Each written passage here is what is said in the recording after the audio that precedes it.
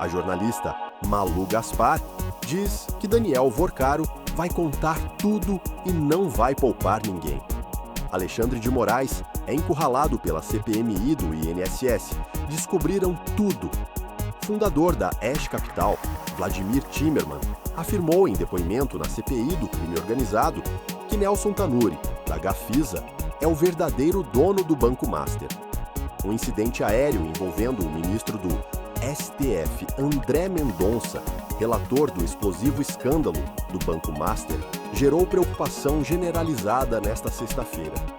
Imagens inéditas mostram queda de ponte que matou 14 pessoas entre o Maranhão e Tocantins. Esses e outros assuntos você vai ver agora.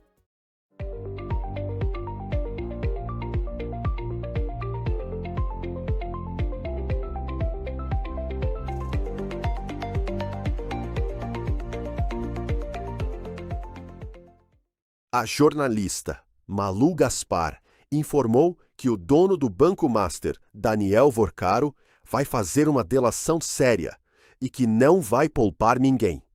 Será uma delação em conjunto, PF com a PGR.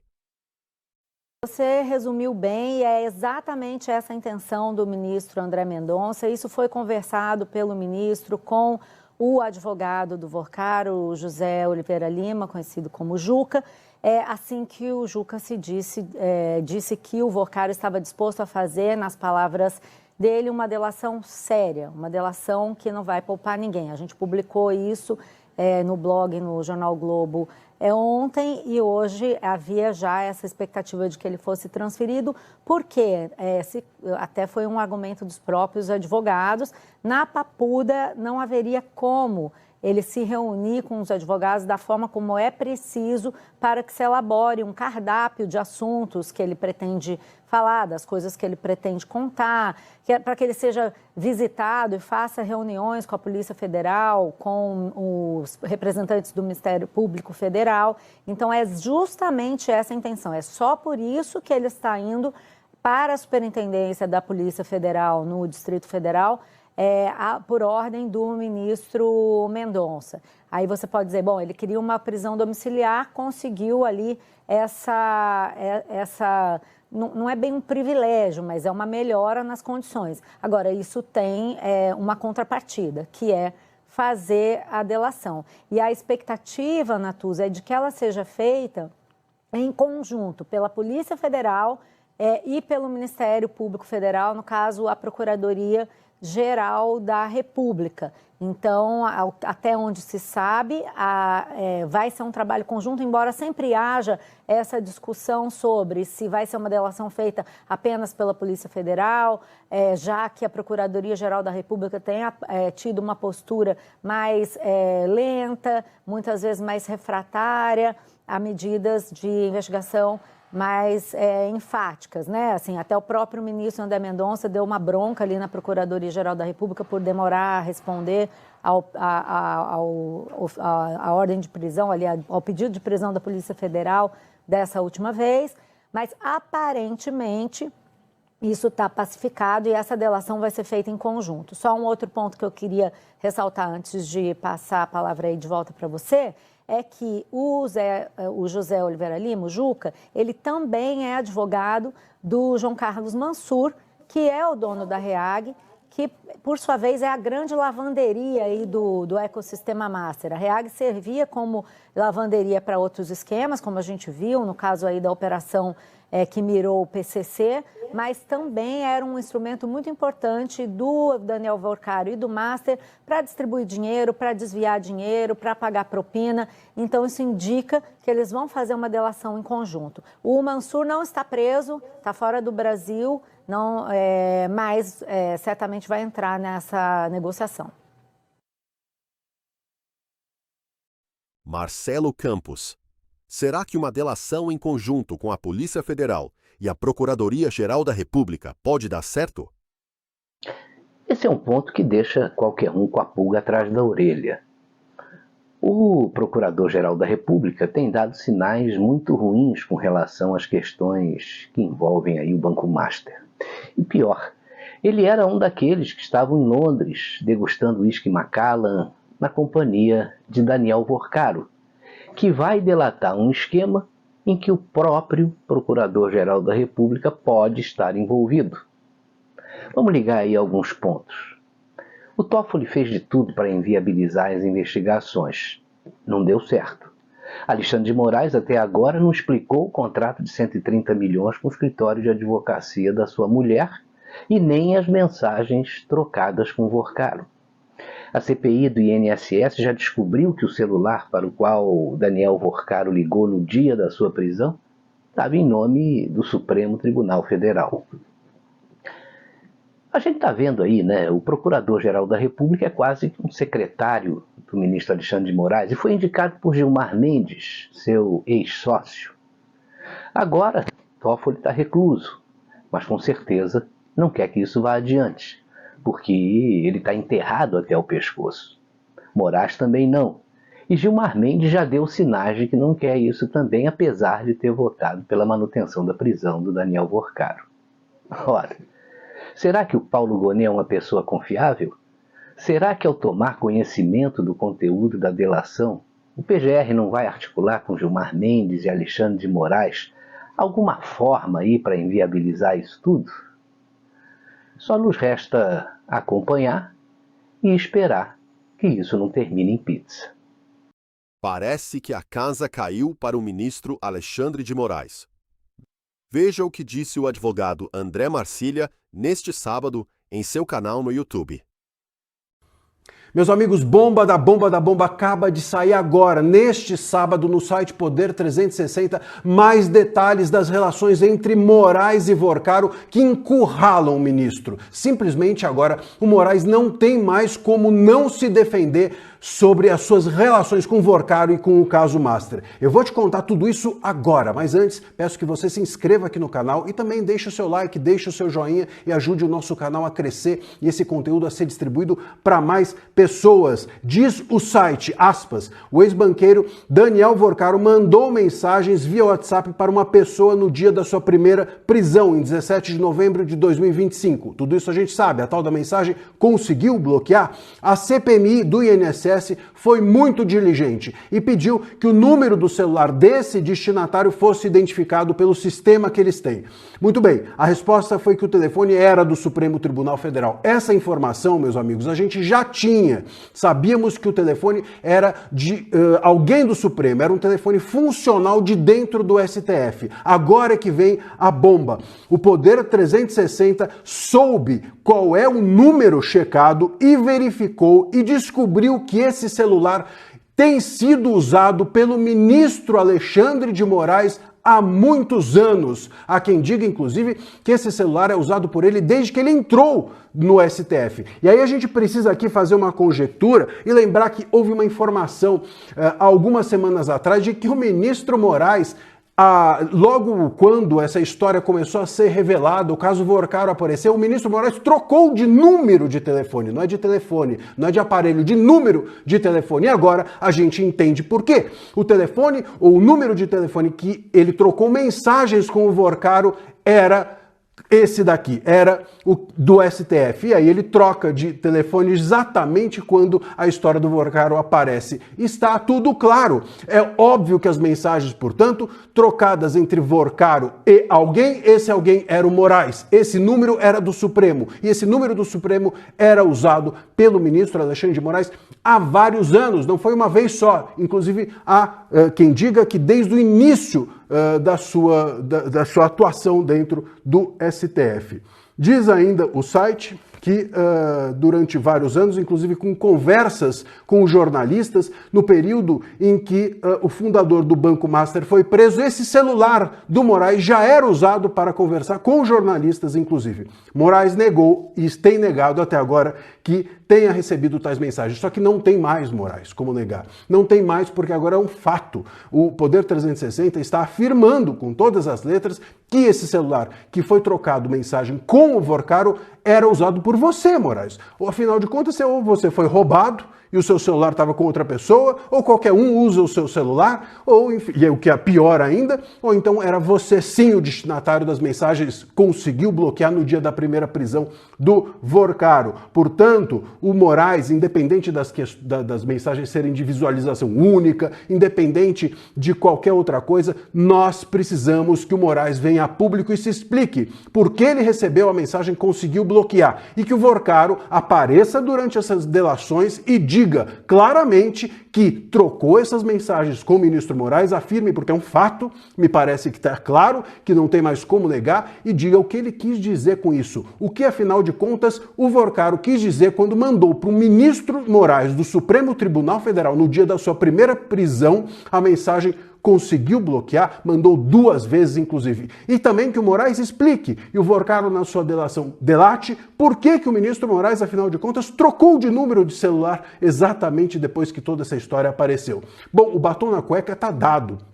O batom na cueca está dado, a mão amarela está constatada, não tem mais como negar. Agora o que a gente precisa é fazer com que essas autoridades se expliquem, com que o Vorcaro delate e que a sociedade cobre, para que a gente entenda exatamente quais eram as relações do ministro Moraes com o caso Master, qual eram as relações do ministro Toffoli com o caso Master e se há quais são esses eventuais outros ministros que possam estar ligados a esse caso. A coisa vai cercando o STF cada vez mais e é bom que isso aconteça. A gente precisa passar o STF a limpo. Essa é a grande chance que nós temos disso acontecer. O fundador da Ash Capital, Vladimir Timerman, afirmou em depoimento na CPI do crime organizado que Nelson Tanure, da Gafisa, é o verdadeiro dono do Banco Master.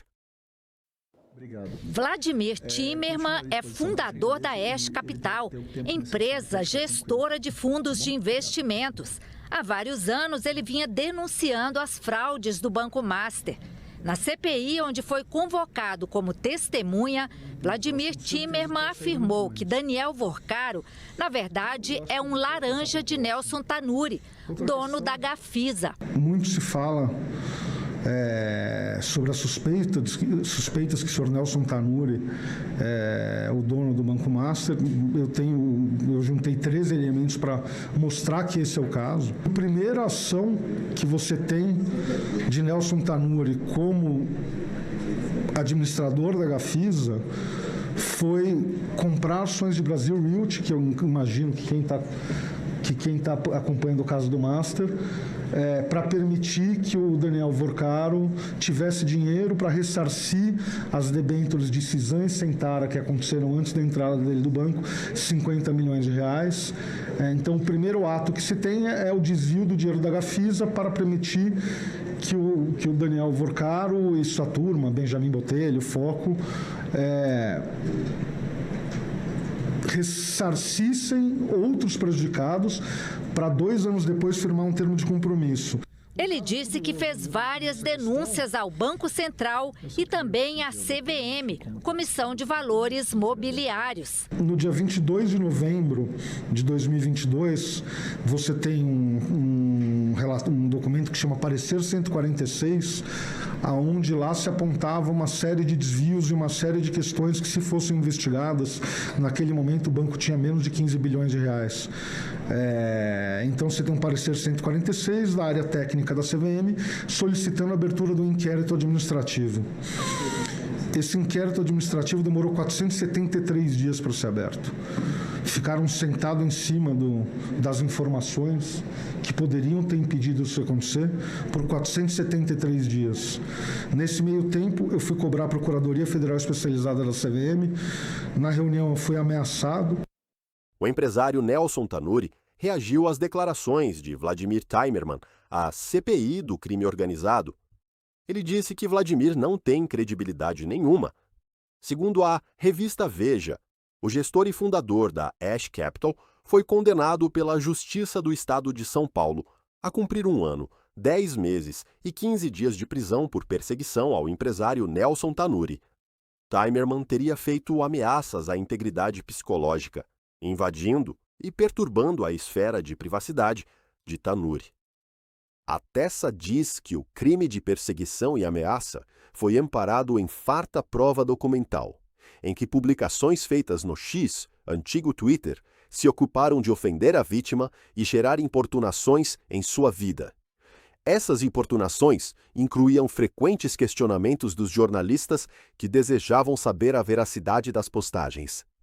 Na decisão, a juíza também destaca que o próprio réu afirmou utilizar sua conta no Twitter para pressionar, constranger, atemorizar e causar efeito manada no mercado.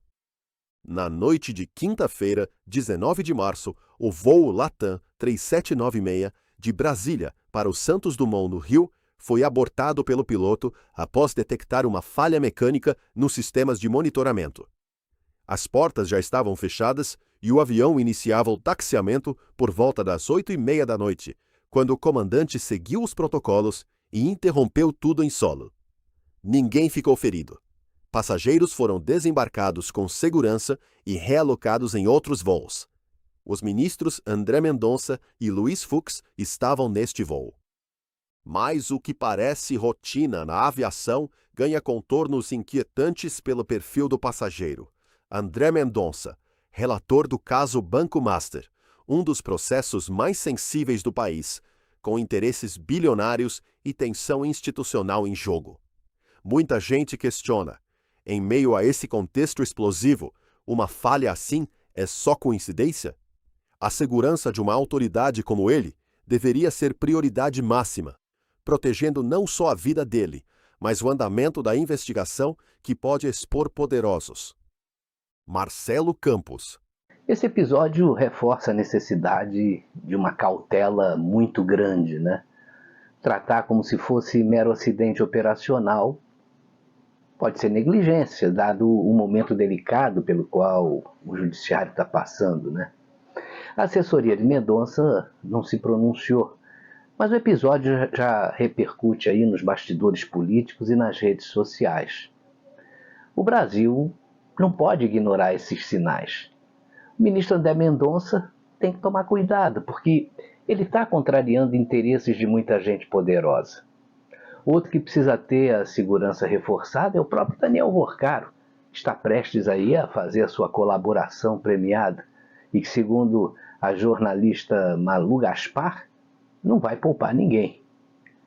O assessor de Vorcaro, aquele que era conhecido como sicário e que fazia o trabalho sujo para ele, morreu na prisão. Dizem que foi suicídio.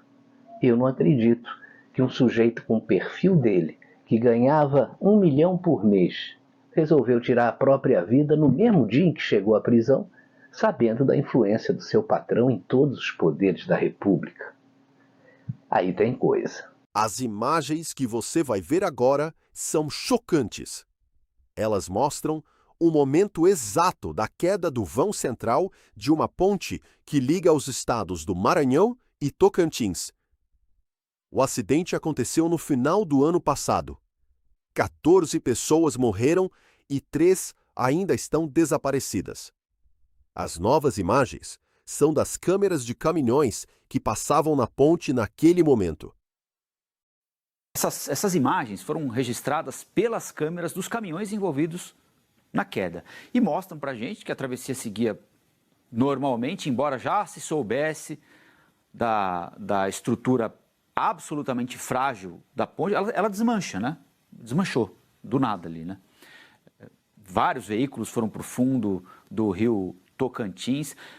A gente já mostrou a imagem da moto, me escapou aqui, acho que ainda não, né? Daqui a pouquinho vai aparecer ali, olha lá. A moto decola, né? E depois o motociclista é arremessado para o vão aberto ali no asfalto. Impressionante. Esse acidente aí aconteceu pouquinho antes do Natal de 2024, dia 22 de dezembro. Olha a imagem da cabine do caminhão. Bom, 14 pessoas morreram, 3 ficaram desaparecidas, 1 pessoa ferida.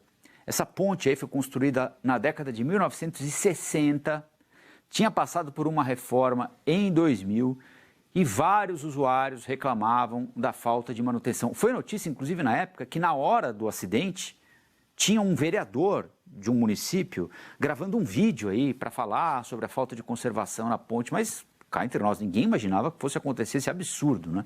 Essa imagem impressionante, né? De dentro da cabine do caminhão. Imagina se ele tivesse sem cinto também, teria sido arremessado aí mesmo, né? Bom, o laudo da Polícia Federal disse que a queda foi provocada pela deformação do vão central causada pelo excesso de peso dos veículos. As famílias das vítimas ainda estão esperando por indenizações e uma nova ponte foi inaugurada há 3 meses. O senador Rogério Marinho publicou post nas redes sociais mostrando o apoio da população potiguara a ele e ao senador Flávio Bolsonaro durante ato de sua filiação ao PL do Rio Grande do Norte. Ele disse: "O povo está de pé, mobilizado e consciente do momento que o Brasil vive."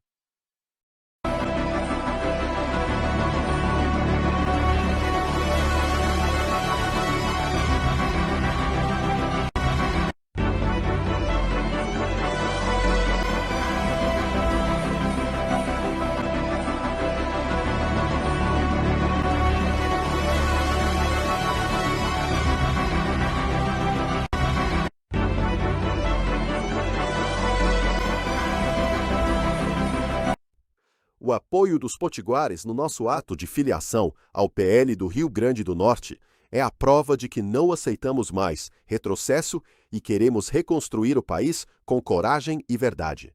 Essa força não será contida. É o Brasil real exigindo mudança. É o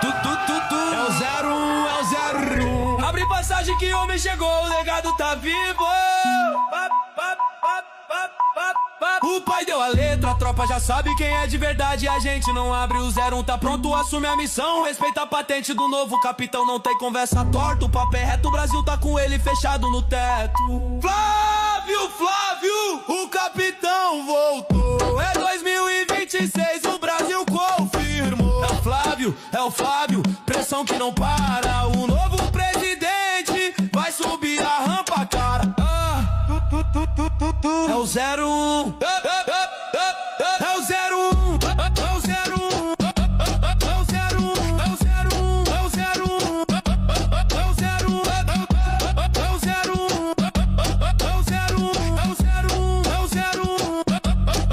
A direita tá forte, unida na pista. O nome é Flávio, já tá na conquista. Segura a pressão que o time tá on. É Deus e família no mesmo tom. Esquece o passado, foca no que vem. 20 ser Flávio, não tem pra ninguém. O deputado federal Luiz Felipe de Orleans e Bragança participou do Miami Security Forum. Em entrevista ao coronel Jefferson Gomes, ele disse que o hemisfério ocidental enfrenta uma convergência de graves ameaças à segurança, incluindo o narcoterrorismo, a migração ilegal em massa, as ditaduras criminosas e a influência de potências autoritárias e extra-hemisféricas. O The Heritage Foundation reuniu importantes formuladores de políticas, líderes de segurança nacional e de defesa, diplomatas e executivos do setor privado em Miami, na Flórida. Bom, tenho agora a honra de entrevistar o deputado federal Luiz Felipe de Orleans e Bragança, que é a principal figura aqui no fórum. Agora, na parte da tarde, nós estamos a poucos minutos da palestra em que ele vai participar de um debate fundamental para este evento. Mas eu falava com o deputado um pouquinho antes do início da nossa entrevista do meu constrangimento de ver o maior líder hoje parlamentar dos temas de defesa e segurança, ele que é presidente da CREDEM hoje, da comissão que é responsável por essa visão estratégica do país, mas eu sinto a ausência dos militares aqui neste evento. Nós temos a Polícia Federal, temos até a Polícia Estadual Militar, temos a Polícia Federal do Ramagem, que embora esteja nessa situação de exilado, é alguém que é da área de inteligência e conhece o problema, mas senti a falta do pessoal da área de defesa e que tem a ver com a sua comissão. Muito obrigado pela entrevista. Qual é a sua avaliação, minutos antes do senhor, inclusive, fazer uso da palavra? Obrigado, coronel. Olha, a primeira avaliação do evento eu acho fundamental. É uma entidade conservadora, muito tradicional, aliás, acho que é a mais tradicional do hemisfério oeste, ao menos norte e sul, e é da sociedade civil. Então ela é organizada não pelo governo, né, mas sim pela sociedade. Então ela tendo respaldo da América Latina, agora que os Estados Unidos mudou o eixo de interesse, sair desse eixo leste-oeste e começar a pensar norte e sul, é fundamental o que está acontecendo aqui, ao menos é um quebra-gelo. Então esse é o ponto positivo. Do ponto do Brasil, a gente não perde a oportunidade de sempre se humilhar em situações como o que está acontecendo no Brasil, cadê nossas Forças Armadas, nosso corpo diplomático.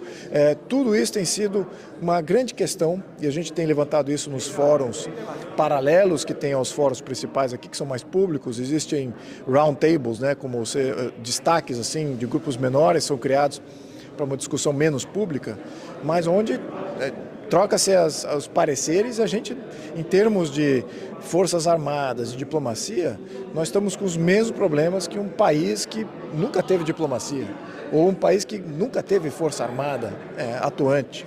Então essa que é a grande realidade do Brasil. Extrema fragilidade das nossas defesas, extrema fragilidade agora em termos diplomáticos, considerando que o Brasil tem se posicionado errado, completamente antagônico ao que é o Brasil e o brasileiro, em termos políticos aí, mundiais. Então a gente está fragilizado nesses dois frontes. Na questão de defesa específico, nós tivemos aqui um fórum paralelo discutindo orçamento e dinheiro que vai para as Forças Armadas. A gente está vendo que a gente está muito aquém do investimento público para manter o nível de defesa sequer mínimo necessário. A gente está em questão de subsistência mesmo, ou seja, extremamente fragilizado, muito abaixo percentualmente de PIB do que vários outros países, inclusive países da região América Latina. E mesmo assim o uso é mal usado o dinheiro que vai. Porque a gente vê um comprometimento muito grande com questões de pessoal, com questões de políticas e normas arcaicas que não tem lugar no século XXI. Nós estamos vendo que o fronte de batalha está mudando com a alta tecnologia e está mudando rapidamente. E nós não temos nada de investimento na indústria de defesa, não temos linhas de crédito sequer para viabilizar acordos de mais longo prazo, não temos a adoção e a compra governamental de material bélico nosso, com tecnologia nossa, para nos capacitar à altura dos desafios que estão sendo travados no mundo. Então a nossa fragilidade é total. E começa com, primeiro, número 1, orçamento. Segundo, alocação desse orçamento. Tem alguns projetos na Câmara tramitando que aumentam o orçamento para as Forças Armadas. Mas eu dou meu pé atrás aqui porque eu acho que a gente tem que rever como que esse orçamento vai ser usado. A gente está com uma deficiência tecnológica muito grande e precisamos recapacitar a nossa indústria de defesa. E isso por si só já é um dissuasório de qualquer ataque. Mesmo assim, depois entra a estratégia de emprego de todas esse material bélico de nova tecnologia, que a gente simplesmente não está adequado. É interessante o que o deputado coloca, porque na realidade a conexão das Forças Armadas brasileiras, da indústria de defesa do Brasil, seja dos projetos estratégicos mais avançados. Podemos ir para a questão do submarino de propulsão nuclear, que é a Scorpene francesa. Podemos ir para o caso da fragata. Agora nós temos uma fragata moderna que foi fabricada em Santa Catarina, totalmente tecnologia inglesa, alemã, americana. O próprio caça Gripen, que é sueco da OTAN, mas que tem motores, aviônica, tudo dos Estados Unidos. Então, na verdade, essa dissonância entre a política externa, esse anti-americanismo que a gente vê no governo atual do Brasil e a realidade, parece que essa dissonância nos prejudica bastante também, não? Sim, acho que você mencionou até aqui um pouquinho antes da gente entrar nessa conversa, que de fato a gente tem uma dependência tecnológica dos Estados Unidos, mas politicamente a gente se colocou antagônico aos Estados Unidos. Então, como é que fica essa parceria? Como é que fica essa troca? É isso que fica comprometido, nada mais do que isso. E a gente dá aquele sinal muito claro de que a gente não é um país de confiança. E se a gente não é um país de confiança, a troca tecnológica fica mais limitada ainda. E o pior, as salvaguardas que eles possam ter nas suas próprias tecnologias, quando vendem para nós, são muito maiores.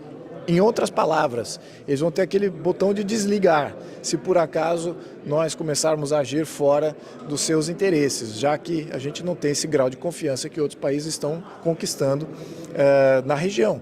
Então isso fragiliza ainda mais, porque o que está acontecendo agora com esse manto protetor que os Estados Unidos estão criando a todos esses países da América Latina, nós poderíamos estar fazendo isso.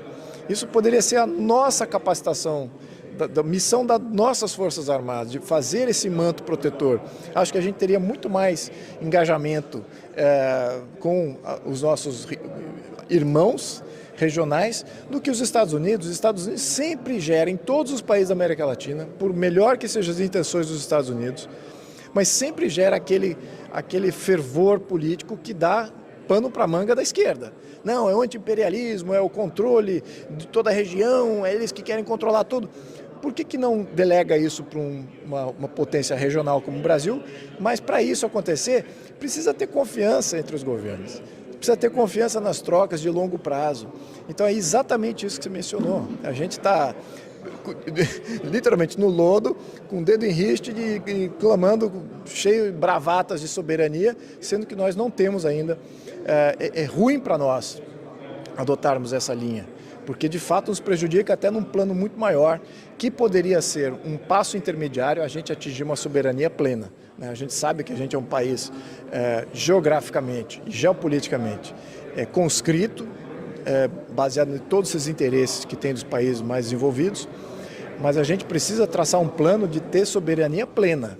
E não é imediatamente, mas um passo intermediário seria de ser um país hegemônico regional em parceria com os Estados Unidos, que tem um plano benéfico para a região de combate ao narcotráfico, combate ao terrorismo. Qual é o país que não vai querer um plano de segurança como esse? Porque é caro, né? Você vê as tecnologias usadas pelos narcotraficantes, pelos terroristas, já estão top de linha. E como é que você viabiliza isso em escala, em tempo recorde? Você não viabiliza, ao menos do ponto de vista brasileiro. Você vai precisar da ajuda da tecnologia norte-americana. Então, você tem toda a razão. A gente está em dissonância completa aqui, um caminho completamente errado, atrasado. Isso só soma no fato que a gente tem uma política de defesa completamente arcaica. Completamente arcaica. A minha impressão é, como leigo, mas agora acho que menos leigo, dependendo, já que eu estou com esse tema mais de 6, 7 anos cobrindo isso, talvez até mais do que isso, talvez semi-expert, vamos dizer assim, eu vejo que a gente tem uma mentalidade dos anos 80, 70, né? Assim que eu vejo a característica de visão das nossas Forças Armadas. Não temos ainda a conscrição obrigatória, né? Então, por exemplo, deveria ser profissional, voluntários, deveria termos a alta tecnologia empregada e as estratégias de defesa seriam mapeadas e delineadas de acordo com a nossa tecnologia. Deveríamos ter uma indústria de defesa totalmente capacitada e com tecnologia própria nossa e muito bem protegida, que é o que os países que têm indústria de defesa fazem. Ninguém fica vendendo tecnologia assim. E a gente também tinha que fazer o mesmo, só que a gente sequer olha isso como sendo um ativo de fato estratégico. Esse sim é um ativo estratégico, mas o governo desse tipo que nós temos pensa que o estratégico é o petróleo, o estratégico é o minério, e são mesmo. Mas a indústria de defesa, essa sim é que garante tudo isso. Esse poder de barganha está na tecnologia de defesa nossa e na nossa capacidade de fazer o pleno emprego dessas armas. Quando a gente não tem isso, do que vale você ter o petróleo nosso? Não vale nada, basta uma frigata, uma corveta de um país inimigo, estaciona ali e faz, esse petróleo não é seu. Pronto, acabou tudo. Acabou todo esse petróleo nosso aí. Então, eu acho que a gente tem que rever todas as nossas estratégias. Até eu já conversei com um general americano, dizendo que praticamente a infantaria, a função da infantaria como força de ataque está simplesmente sumindo. Estão todos indo para drone e operações especiais com alta tecnologia. Então, pequenos batalhões menores, forças especiais e drone. Nas defesas, sim, de ocupação também, você ainda precisa da infantaria. Mas, então a gente tem que rever isso também. Então, como é que a gente fica com a nossa estratégia? Como é que estamos aí em termos de estratégia de defesa? Não, é interessante. O tema é apaixonante. Eu sei que o senhor está se preparando para a palestra, mas eu vou para a minha última provocação. Durante 32 anos da minha vida, eu vivi no Exército Brasileiro o debate doutrinário de não submissão das Forças Armadas brasileiras a uma política externa do governo americano que queria que as Forças Armadas da região fossem polícias dos Estados Unidos resolvendo um problema que é um problema de justiça. Sim. Só que isso mudou. Agora, no governo Trump, ele coloca as suas Forças Armadas para resolver um problema que eles admitem que não é mais capaz de ser resolvido pelo Departamento de Justiça e pela Guarda Costeira. Exatamente. Coloca suas Forças Armadas na fronteira do México. A nossa fronteira com a Bolívia é maior do que a fronteira dos Estados Unidos com o México. Um país, nós temos 10 países de fronteira. E, no entanto, eles colocam Forças Armadas no Caribe, Forças Armadas no Pacífico, fazem essa operação do dia 3 de janeiro com um emprego gigantesco de uma estrutura militar. E parece que sinalizam para os vizinhos dizendo, olha, esse não é mais um problema que pode ser resolvido, usando a nossa terminologia no Brasil, somente com o artigo 144. Há necessidade da defesa da pátria, do artigo 142, de uma conjugação da defesa da pátria com a segurança pública, ou poderíamos dizer, né, da segurança nacional. O senhor vê dessa forma também? Sim, eu acho que a gente precisa romper esse tabu de que as Forças Armadas são exatamente o que você descreveu. Eu corroboro 100%, aliás, tenho projetos exatamente que fazem isso, que desmistificam isso, mas eles dão a capacidade das Forças Armadas brasileiras poderem agir contra o narcotráfico, contra o contrabando internacional. Não é só contrabando de produto, contrabando de órgão, contrabando de gente, contra o terrorismo, que supostamente eles olham isso como sendo uma questão somente interna, de polícia interna. Nada disso. São forças transnacionais gigantescas, bilionárias, sem limite de compra de alta tecnologia bélica. E como é que você vai dar esse ônus para as forças de defesa interna quando elas estão todas restritas em termos orçamentários pelos estados, também regras de uso de armas de fogo, que são inúmeras. Então, estamos falando aqui de um poder subversivo transnacional. E a gente precisa conclamar eles como sendo o inimigo do Brasil, assim como os Estados Unidos fez, assim como vários outros países da América Latina também o fizeram. Então, por que nós não fizemos? Eu acho que aqui é o problema dos nossos deputados e dos nossos senadores. É um problema legislativo. Claro que o governo tem uma mãozinha ali, porque ele coloca o pessoal do centrão e da esquerda sempre dizendo, olha, esse pessoal aí não podemos criminalizar tais grupos como terroristas, como narcotraficantes, ou o narcotráfico como sendo terrorista, não podemos criminalizá-los. Então eles compram a maior parte dos deputados do centro, da esquerda já, ideologicamente, já estão alinhados com essa ideia. Mas os deputados do centro, que são a maioria, 250 deputados do centro, são comprados pelo governo para não irem adiante com essa classificação. Se já tivesse essa classificação, imagine, nós já poderíamos estar intervindo no direito deles de ir e vir, direito de associação. É isso que é o ponto aqui. As polícias locais já poderiam estar, os mesmos que se não envolvam as Forças Armadas, mas só de uma classificação desses grupos como sendo terroristas, todo alerta para todas as forças de segurança internas já estariam sendo acionados, estaria muito difícil eles se esconderem, certamente não estariam se escondendo em grandes centros urbanos, estariam buscando áreas mais remotas, isso isolaria muito mais as suas ações. Mas o que a gente está vendo hoje são células terroristas e uma série de essa teia do narcotráfico crescendo dentro das cidades, sem nenhum limite. E é isso que a gente precisa deixar bem claro aqui, essa questão de terrorismo e narcotráfico são inimigos do Brasil, são inimigos do cidadão brasileiro. E é assim que a gente teve que classificá-los para poder liberalizar uma série de outras ações policiais e militares contra esses grupos. Senão a gente já está vendo o resultado, né? A gente viu o México aqui, representantes do México, literalmente já falando, olha, a gente já sabia disso, mas eles, vindo dos mexicanos, isso carrega um peso muito maior, dizendo, olha, é um narco-estado e existe uma coisa que agora temos no Brasil também, chama-se o narco-político. Temos um narco-político que defende o narcotráfico no México, e existe um narco-político que defende os mesmos grupos no Brasil. Isso já é um fato. Então a gente precisa ter essa força popular de opinião pública agindo contra esses, para eles saírem do jogo político e colocarmos gente com muito mais interesse e conhecimento com relação a esse tema, porque senão o Brasil está muito vulnerável. Deputado, uma vez mais, muito obrigado. Eu faço essa deferência, digo, e me orgulho de ver o deputado aqui numa palestra, na principal evento agora da parte da tarde, representando o Brasil. Porque apesar desse momento que a gente vive, eu vejo que aqui nos Estados Unidos eles têm uma visão estratégica, sabem que é uma situação episódica no Brasil também. A diplomacia militar é muito conectada. Nós temos um general de brigada aqui em Doral, que está no Comando Sul, que foi promovida já à divisão agora, mas que lamentavelmente não esteve no evento nem do Escudo das Américas, nem no evento do Departamento de Guerra. guerra.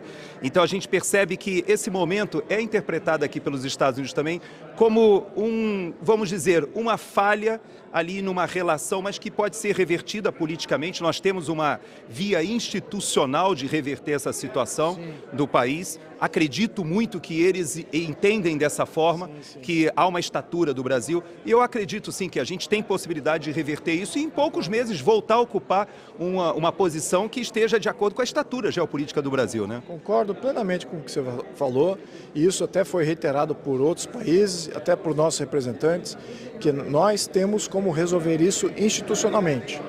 Nós não somos um narco-estado ainda, nós não somos um país terrorista ainda, nós não estamos um estado falido ainda, um estado fracassado, como é o termo em ciência política.